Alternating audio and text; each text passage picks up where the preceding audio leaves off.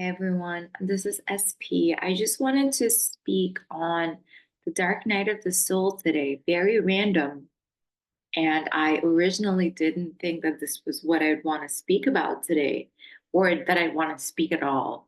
But sometimes you have to let these ideas flow through you and see what energies want to move and what you can bring through to life that day. Okay. So the Dark Night of the Soul is commonly used now, especially if you've ever been part of like the New Age community, even watch those videos online, and people will tell you many, many things about this is a checklist to show you whether you're actually having a Dark Night of the Soul. The Dark Night of the Soul basically is this time in your life. Okay, I'm going to give you like a cinematic overview. So imagine you're going about life just as usual. You're the same old person that you have your quirks. You have a personality that's been enforced to you by your parents in childhood, by the friends you grew up with, your cousins, siblings, whoever. And you don't make very much of this, right? You are okay with the box you've been put in. At this stage, you don't even know there's a box, right? You just think that this is it. Like, does a goldfish know what water is? Same. It's a similar situation. That's normal life. Cut to some kind of big event happens. So it can be the death of a loved one.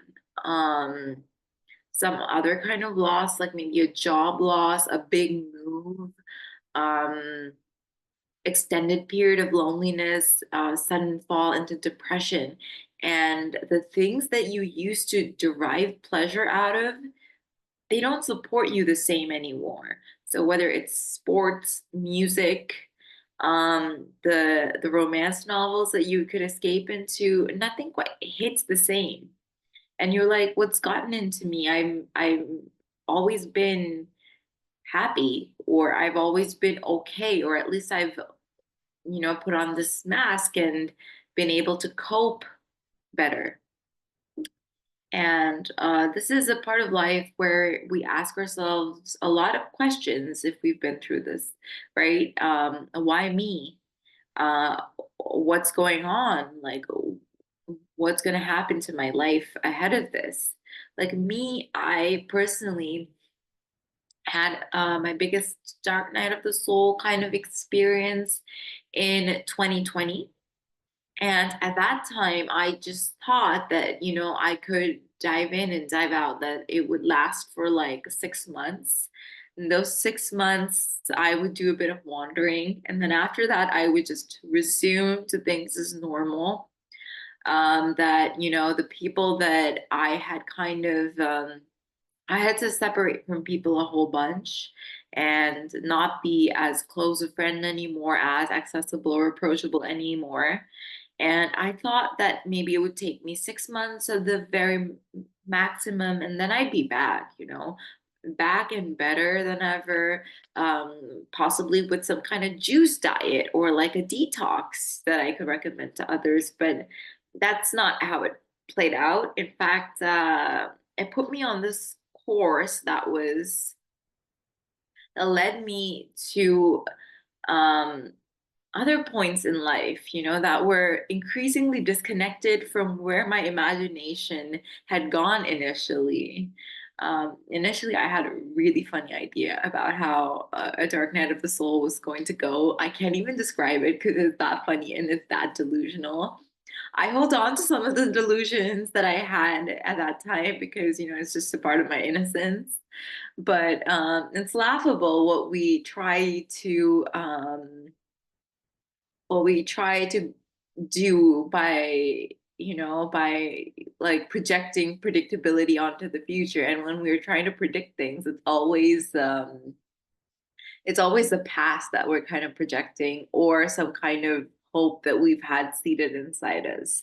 But really, what the Dark Night of the Soul is trying to get you to do is it's gonna, okay, so imagine that this book is the box that you're inside this box right now. What it's trying to do is it's trying to make you understand where you are in 3D space. So not just relative to here, but it's going to make you rotate the angles of your life a little bit and understand like your positioning and make you understand that who you are is not just because you were born that way, which is what we initially tend to presume. A lot of it is programming, a lot of it is psychology, birth order, um, reinforcement, conditioning. And so it kind of is forcing you to look at all of that in 3D space. And then the goal is kind of for you to have like more of a top-down view of it so that you understand that you're not this body, you're not this person, even, your ego identifies as this person, this is incarnation, whatever, but you are connected to all of source, all of creation. And this is a really hectic process, obviously. A lot of people, when they go through this, they're like, I'm this close to snapping. I've kept a lid on my mental health for so long, but I fear I haven't really helped myself. All I've done is given myself the illusion that I've gotten better and better and better. And what I've been doing is stretching and stretching and stretching this rope. And now I'm at a point where it might break. And that's kind of how life is moving through you and programming you to do something maybe a bit more drastic, right? Because what makes a person do drastic things? If you're in your comfort zone, if you're all cushy, and let's say you're in like a relationship that's gone on for 3 years, right? You have a business that's doing reasonably well. You have a decent relationship with your family. And then maybe let's say something happens to you, God forbid, you witness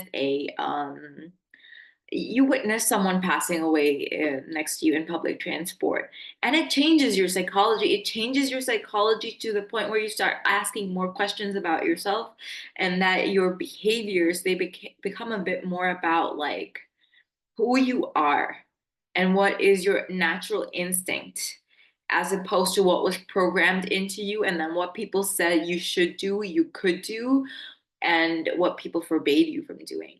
So if you're that person that you had that normal relationship, life, business, right, and you had that um like shaking up happen next to you, right, and you start questioning yourself, eventually you come to a point where you've deprogrammed enough that you realize that the relationship that you're in isn't actually doing well.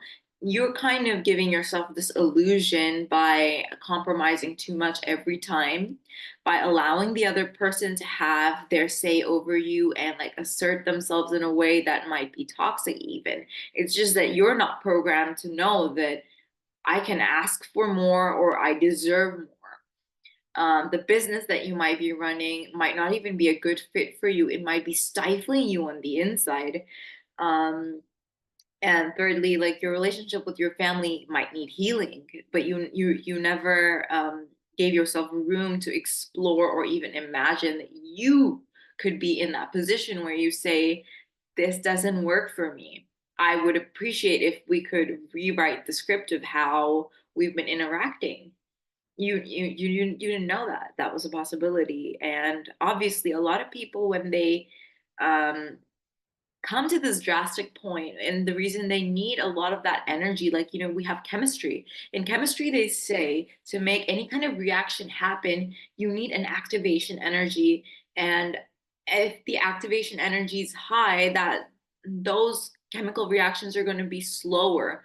um and that's why, certain types of people, especially when they're really like neurotypical or maybe high functioning in the ways that our society kind of rewards, for them the accumulation can be like the highest.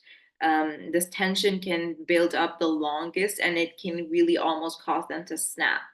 And whereas the sensitives who get like pulled up by society and everyone's like, oh, you're a black sheep. You're just not consistent. You're not, high performing. Why are you crying? Like those people actually save time by being relatively in tune with themselves and by having like that system of red flags, like, hey, I'm not cool with this, like I need to explore what this means. Anyway, secondly, so once you're brought to that stage of like it's getting drastic, I'm feeling the pressure, that's the only point where you will make a change in your life. Before that, you just everything's cushy, everything's good. You know that saying, if it ain't broke, don't fix it. That's how most of our lives operate because I mean, have you seen how complicated the world is, how complicated human dynamics are nowadays, especially more so because we all want to be like individualistic and we all want to be self-contained, all that rubbish.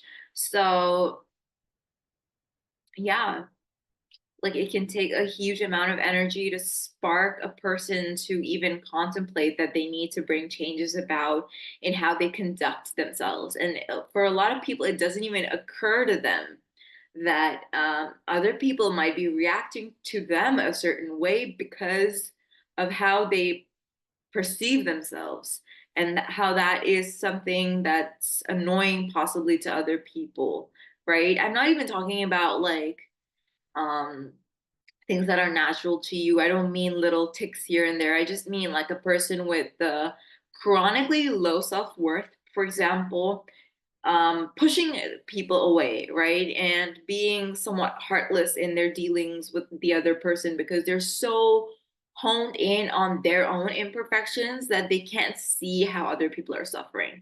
So they've alienated people that might actually be a good fit for them. And the only people that keep up with this is the people who want them to kind of be subservient, be less than, and not occupy the space that they need to occupy.